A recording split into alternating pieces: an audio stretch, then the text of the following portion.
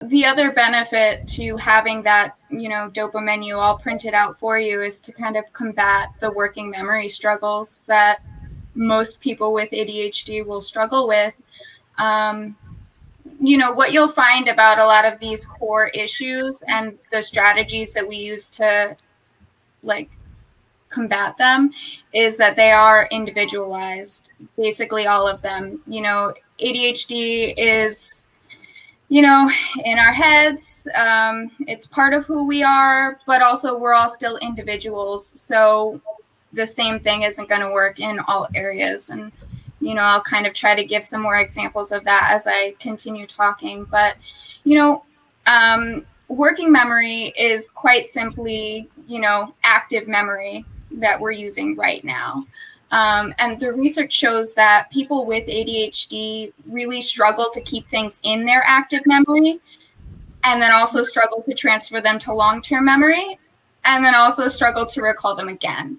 So, a lot of different ways that we try to manage this is, making lists, creating chore routines, but then actually printing them out and putting them in the places, where you're going to need them. If you have a bathroom chore routine, you're going to put that in the bathroom. And having that in the same location that you're going to need it is also going to help with transition times. Another core issue that people with ADHD can often struggle with. So the research around that shows that people with ADHD are just slower to switch from one task to the other when compared to neurotypical peers. So, as I mentioned, some strategies that we would use for that is to put things in their specific location where you're going to use them. Trash bags by the bin or trash can. Grouping similar tasks together. So when you're getting ready in the morning, if you have to make a lunch, you do the lunch. And then while you're still in the kitchen, maybe you have to do some dishes. You really just try to do all of the activities in one room at a time.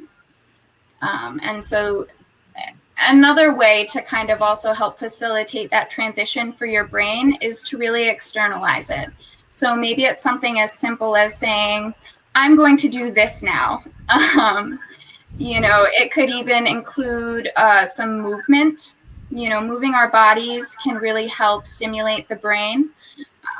So kind of coming up with a regular routine around transitions can really help with that.